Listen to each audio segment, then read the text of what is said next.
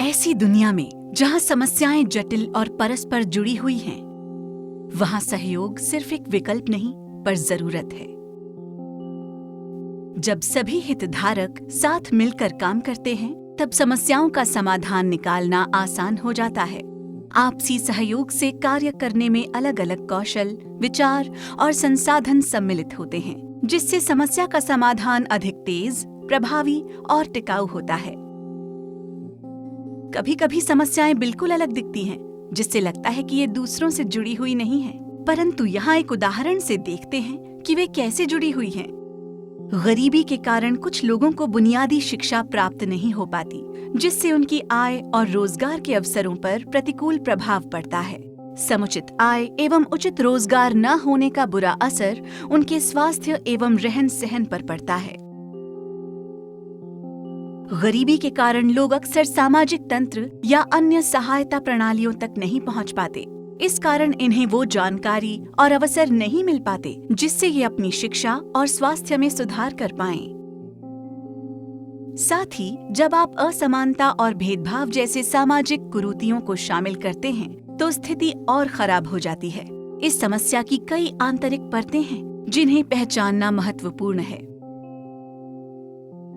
इन मुद्दों को कैसे संबोधित कर सकते हैं? ये आवश्यक हो जाता है कि अलग अलग स्तर पर विभिन्न हितधारक, जिनमें सामुदायिक संस्थान, सरकारी विभाग, स्थानीय प्रशासन, नागरिक समाज आदि शामिल हैं, एक साथ मिलकर काम करें।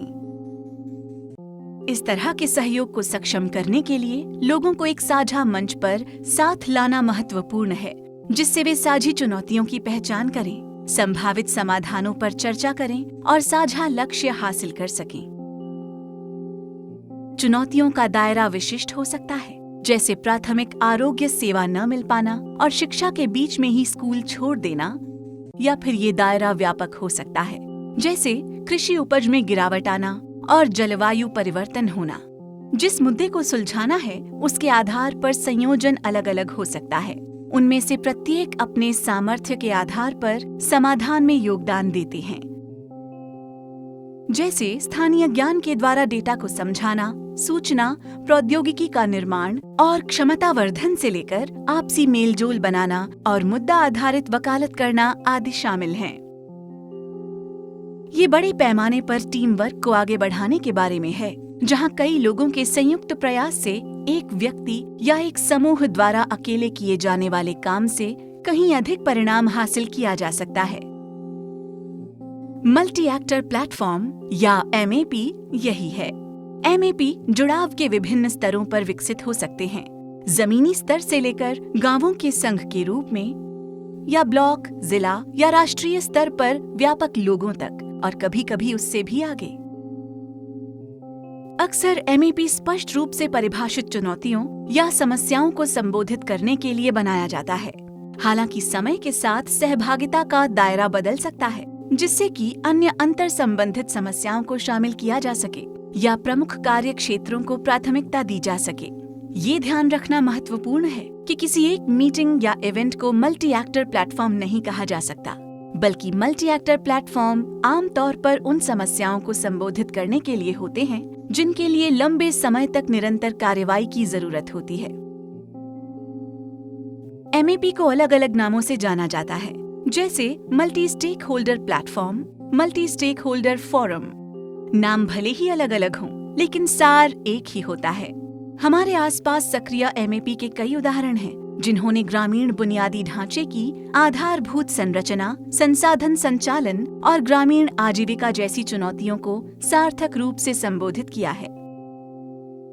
उदाहरण के लिए गुजरात के कडाना और राजस्थान के देवगढ़ में MAP ने एक प्लेटफॉर्म का रूप ले लिया है, जिसमें गांव स्तर की संस्थाओं का संघ या फेडरेशन प्रक्रिया को आगे बढ़ा रहा है। ब्लॉक स्तर पर फेडरेशन को गांव की संस्थाओं, ग्राम पंचायतों, स्वयं सहायता समूहों और लाइन विभागों आदि का समर्थन प्राप्त है।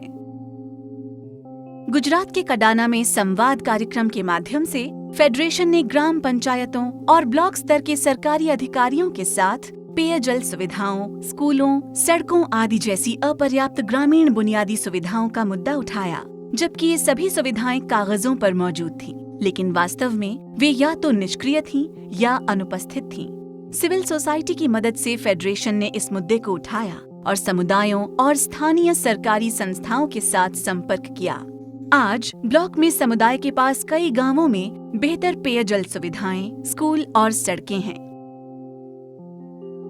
इसी तरह राजस्थान के देवगढ़ ब्लॉक में देवगढ़ मंदारिया मंच एक सामुदायिक फेडरेशन है जो सरकारी संस्थाओं, जाति समूहों, नागरिक समाज और पंचायतों के साथ मिलकर अपनी चरागाह भूमि की रक्षा और उसे बहाल करने के लिए काम कर रहा है। पशुपालन आजीविका का प्राथमिक स्रोत होने के कारण ये चरागाह भूमि महत्वपूर्ण है, क्योंकि वे चारा और पानी के साथ साथ कृषि के लिए पोषक तत्व भी प्रदान करते हैं। साथ मिलकर यहाँ के हितधारक इन भूमियों और लोगों की आजीविका का पोषण करने में सक्षम हुए हैं। उनकी भागीदारी का एक उल्लेखनीय पहलू ये है कि यहाँ के समुदायों ने मानव वन्य जीव संघर्ष के मुद्दे को हल करने के लिए वन विभाग के साथ मिलकर काम किया है, क्योंकि वे कुंभलगढ़ और टॉडगढ़ वन्य जीव अभयारण्यों के बीच स्थित हैं। एमएपी की सफलता के लिए कार्य संदर्भ की विस्तृत समझ, प्रभावी प्रक्रियाओं की कल्पनाशील डिजाइन और अटल चुनौतियों पर काबू पाने के लिए अटूट दृढ़ता की जरूरत होती है। हालांकि एमएपी का क्रियान्वयन आसान नहीं है। ये एक शक्तिशाली साधन है जिसमें निवेश से विश्वास आधारित संबंध मजबूत बनते हैं और कठिन चुनौतियों का सामना करने के लिए सिस्टम की प्रतिबद्धता को बढ़ावा मिलता है। ये परिवर्तन के लिए उत्प्रेरक बन जाता है, जिससे पूरी प्रणाली अधिक मजबूत और लचीली हो जाती है।